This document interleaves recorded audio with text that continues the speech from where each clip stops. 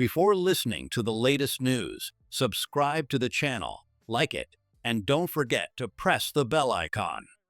Jets fans, get ready, because what we're seeing in Florham Park right now is not just another August training camp. It's the start of a brand new identity for your New York Jets. And it all begins with one bold decision from head coach Aaron Glenn. The starters are playing in the preseason opener against the Green Bay Packers. Yes, you heard that right. No bubble wrap. No early August caution. No, let's wait until week one approach. Glenn is putting his best players on the field under the lights this Saturday night. And that includes Justin Fields, the man many believe will define whether this season is one to remember or another chapter in a long book of frustration. Why is this such a big deal? Because for years, Jets fans have been conditioned to expect preseason football to be little more than a formality. Starters stand on the sidelines in caps, chatting it up while backups fight for roster spots. But Glenn isn't here to preserve the status quo. He's here to change the way this franchise operates. Glenn's coaching DNA comes from the old school, where football was about contact, competition, and proving yourself every single rep. To him, the preseason isn't a throwaway, it's a proving ground. And for Justin Fields, this is more than just a warm-up game. It's a crucial step toward gaining command of an entirely new offense. Now, let's be honest, Fields' first couple of weeks in camp haven't been smooth sailing. The stats from last week's practices tell a story most fans don't want to hear. Over a 3-day stretch, Fields went just 15 of 43 passing with 2 interceptions. That's a completion percentage south of 35%. One day, it was 2 for 10. The next, 4 for 16. Then 9 for 17. For a quarterback trying to establish himself as the unquestioned QB1 in a new city, those numbers are far from reassuring. And yes, fans have every right to feel uneasy seeing those numbers scroll across their social media feeds. But the truth is, training camp stats are only part of the picture. Coaches often script plays specifically to test certain elements of the offense. That means quarterbacks are put into unfavorable situations on purpose, like constant third and long scenarios, just to see how they handle pressure. The results on paper might look bad, but the lessons learned in those moments can be invaluable. Still, the concern is real, and Glenn's answer is straightforward. Get Fields real game reps now. In camp, you can't unleash his most dangerous weapon, his legs, because defenders are instructed not to touch the quarterback. In live preseason action, that restriction is gone. This Saturday, we'll see Fields with a green light to escape the pocket, improvise, and make defenders pay when they overcommit. For Glenn, this is also about setting a tone for the entire team. He wants his starters to feel the speed and physicality of a live game before week one. He wants his offense and defense to get into game shape the right way by actually playing football. And for a team that hasn't sniffed the postseason in years, this hit the ground running mentality might be exactly what's been missing. Let's move on to the new news. Jets fans got something they've been waiting for on Thursday, a real bounce-back day from Justin Fields. After a week of headline-making struggles, Fields took the field and delivered the kind of performance that reminds you why the Jets made him their quarterback of the future. The improvement was immediate. Instead of hesitating or forcing throws, Fields attacked the middle of the field with purpose. On one play, he zipped a pass between 2 defenders, hitting Garrett Wilson in stride for a first down. Moments later came the day's signature highlight, a picture-perfect touchdown strike to Wilson over none other than Sauce Gardner. The ball placement was flawless, the timing was sharp, and Wilson's toe tap at the sideline made it look like a play straight out of Sunday football. Fields also used his legs to make plays, including a red zone scramble for a touchdown. That's the part of his game that's nearly impossible to evaluate in camp, where defenders are instructed to pull up before contact. But even in a controlled environment, the burst and vision were there. And according to reporters on the scene, the one interception on his stat line wasn't even on him, a ball that went through tight end Jeremy Ruckert's hands and into the arms of a defender.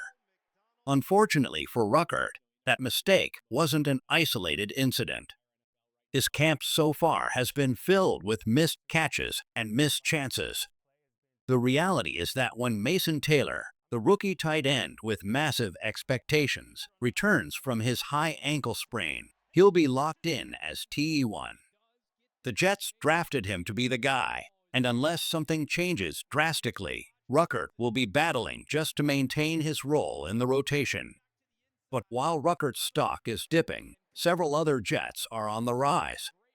Offensive tackles Elijah Vera Tucker and rookie Phenom Fonomu dominated in pass protection during Thursday's session, stifling a Jets pass rush that's been ferocious all camp. If this duo can stay healthy and continue to develop chemistry, they could become one of the best young bookends in the NFL, giving Fields the time and security he needs to make plays downfield. On the defensive side, Brandon Stephens is emerging as one of camp's biggest surprises. The veteran corner, signed to a 3-year, $36 million contract many questioned, is showing why the Jets brought him in. He's been sticky in coverage, aggressive at the catch point, and has consistently gotten his hands on the ball. His emergence means rookie Azie Thomas can be brought along at the right pace without being thrown into the fire too soon. And then there's Sauce Gardner. Already regarded as the league's top cornerback, Gardner's camp performance has been exactly what you'd expect, dominant. He's stacking pass breakups, locking down whoever lines up across from him, and sharpening his skills against Garrett Wilson every day. But next week brings a new challenge, joint practices with the Giants and a matchup against rookie sensation Malik Nabers. Gardner has called Nabers a mirror of himself in competitive spirit, and fans should be salivating at the thought of those two going head-to-head. No training camp is without its setbacks, and the Jets have had their share of injury scares. The good news is defensive end Will McDonald returned to practice after dealing with a back issue, but other players remain on the mend. Ryan Cohort is out with an ankle injury, Azie Thomas has a shoulder issue, and quarterback Tyrod Taylor is managing a knee problem. The most significant injury belongs to rookie tight end Mason Taylor. The high ankle sprain he suffered earlier in camp is the type of injury you don't rush. The Jets know his role is too important to gamble with, so the plan is to keep him sidelined until he's fully ready. That might mean holding him out of the first 2 preseason games and giving him only a limited appearance in the third, just to get his feet wet before the regular season. Cornerback Malachi Moore is also dealing with an oblique strain, not serious, but the kind of injury that can linger if not treated with caution. With Glenn's training camp emphasizing physicality and intensity, these kinds of minor injuries are almost inevitable. It's a fine line to walk, pushing players to be battle-ready for the season while keeping them healthy enough to make an impact when it matters most. Looking ahead, the Jets' schedule over the next few weeks is packed with opportunity. Saturday's preseason opener against the Packers is the first big test. Then come the joint practices with the Giants, 2 days that could feel as competitive as regular season games. From there, the final 2 preseason matchups will determine the last few roster spots and set the tone for Week 1. For Justin Fields, the mission is simple: get better every day.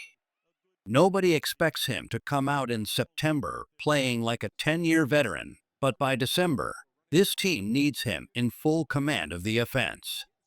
The formula is clear: protect the football, lean on the run game, and use his legs to create when plays break down.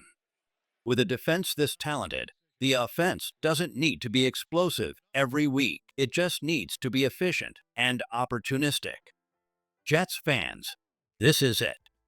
The Aaron Glenn era has officially begun, and we're already seeing a shift in mindset. This team isn't easing into the season.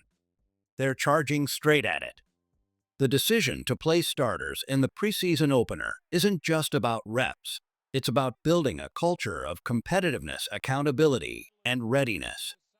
Justin Fields is the centerpiece of that vision. His early struggles were real, but so was his bounce-back performance. His growth over the next month will determine not just how the Jets start the season, but how far they can go when the games really matter. The defense looks ready to dominate. The offensive line is showing signs of real potential, and the roster, when healthy, has the pieces to compete with anyone. But as always in the NFL, potential is just the starting point. Execution, health, and consistency will decide whether this season ends in January heartbreak or a long-awaited playoff run. One thing is certain, the 2025 New York Jets will not be a team that waits to find out who they are. They're setting their identity now. Fast, physical, fearless, and Saturday night will be the first time we see it in action. As always, go Jets!